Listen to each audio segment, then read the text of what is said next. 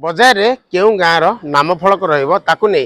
खोर्धा जिला बाघमारी थाना ओस्तपुर एवं कोटपला ग्रामवासी मध्य विवाद लगी रही तेबे अगस्ट 7 तारिख यह विवाद उग्र रूप नहीं जहाँ नहीं प्रशासन बीएनएस धारा 163 बजार उपरे लागू करथिला एवं से दिन पाखापाखि 2.5 ରୁ 3 मास हेब आज पर्यंत आज जदि अक्टोबर 30 तारिख कथा कहवा आज पर्यंत 2.5 ରୁ 3 मास हेब ए बजार एक प्रकार बंद थिला किंतु किछि मास तले बाघमारी थाना अधिकारी निर्देश रे पर्यायक्रमे सामूहिक भाव प्रथमे 9 ରୁ दिन 1टाए एवं परवर्ती समय 8 ରୁ दिन 3टा पर्यंत जहाँ दुकान बजार खोलुला एवं राति रे संपूर्ण रूपे बंद रही पुलिस प्रशासन गाँव में मुतयन होते जेभली कौन अप्रीतिकर परिस्थिति उपजीव ना से प्रति तीक्ष्ण नजर रखी किंतु आज बाघमारी आईआईसी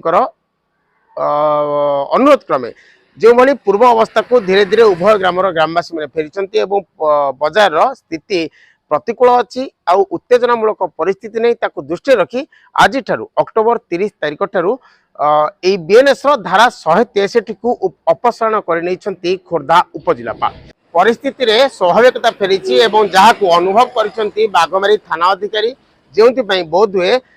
रिपोर्ट को आधार करी रिपोर्ट को पर्यवेक्षित उपरे जिला प्रशासन एभली निष्पत्ति नहीं आज अक्टोबर 30 तारिख ठारू उभय कोटपला और ओस्तपुर बजार उपरू बीएनएस धारा 163 को अपसारण कर खोर्धा उपजिलापाल तेबे उभय गाँव भितर जेभली पूर्वावस्था फेरी आसी ना कौन रही पुणी दुईमत रही ना कौन रही परिस्थिति आगू देखा भागीरथी बेहरा कोटपला कौन कहे बर्तमान जो बीएनसी धारा लगी 163 आज की दीर्घ 3 मास होगा 3 मास भितर बर्तमान जो भाई बर्तमान बजार कांड हो जो भाई परिस्थिति बुझी यहाँ हूँ प्रशासन अपरागता जो प्रथम तो मुझे कहि कारण प्रशासन जो ठीक दायित्व को त्वरान्वित करता आज 2 गाँव भितर संघर्ष ही ना तापर संघर्ष है भी मोर जो दुकान 10 लाख टंका दुकान संपत्ति चोरी होती 3 मास भितर आम केस देलु केस द्वारा प्रशासन यार किसी हस्तक्षेप करना ताद्वारा आमको किसी संतुष्टि मिलना तापर 3 घंटिया समय देले 3 घंटा समय देवा पर जो प्रशासन जो नियम देते ये जिन हम ये जिन से सिस्टम मानले तापर न मानला सुधा भी आज बर्तमान सी 163 जो धारा हटेले 163 धारा जो हटिला बर्तमान कौन प्रशासन कर आम किसी बुझीपार तेणु आम कह आम जो समस्या समाधान एपर्यंत हो पारनी तेणु ये जो दिन राति दुकान खोलवाटा यहाँ मुझे ठीक हेनी कहीं ना 2 गाँव जो समस्या एपर्यंत छिंडनी ना आ न छिंडे बर्तमान के कौन हम जो जिन समस्या को लेकिन समाधान सारी गोटे कलह होती तेणु समस्या आग सर्ट आउट करूँ सर्ट आउट नक दुकान खोलीदे कौन हम बर्तमान 2 गाँव भितर पुणी आज कलिक जाकि पार्टी माड़ गोड़ी हे कि भल मंद हे किए प्रशासन दायी रहे किए दायी रहा आम पूर्व थर प्रशासन को यही कथा कहीलु देखो जो जिनटा प्रशासन गोटे भूल निष्पत्ति नहीं लोक मान भूल रास्तार पूरे दी मानकर मन मनांतर हो या द्वारा बहुत क्षति होती तेणु सरकार यार किसी पदक्षेप नहीं बर्तमान कहते आम 160 धारा उठे दू आ 160 धारा उठला पर जहाँ हम प्रशासन से कथा बुझी आम कौन करूँ कि आमको यहाँ सुख लगुनि कहीं प्रथम एक समस्या समाधान करूँ मो दुकान रिकवरी हो आ बर्तमान जो मैंने खोला मेला बुलूँ मो दुकान भांगिकी से मैंने आज भी मतलब खोला चैलेंज हो काली दुकान खोली आम भांगी देव दरकार पड़े तुम रास्ता घाट मर्डर करूँ तमें जदि आम मर्डर हबू कि आम मृत्यु हम कि आम दुकान भांग प्रशासन दायी सी खोला मेलार बुझुनि कारण मुझे 10 टंका केस देती ना प्रशासन कौन कथा आज रिसीव करना मुझे बारंबार जावा सहित से कहते आमर 160 धारा न उठिले कि प्रशासन किसी नकले आम किसी करें तेणु मुझे प्रशासन को हाथ जोड़ नेहुराई कहूँ जदि मो दुकान जो मैंने भांगी जो 10 टंका केस देती जो किसी आरेस्ट नकरे से आम यार किसी पदक्षेप नबू ना आम हाथ जहाँ आम से करूँ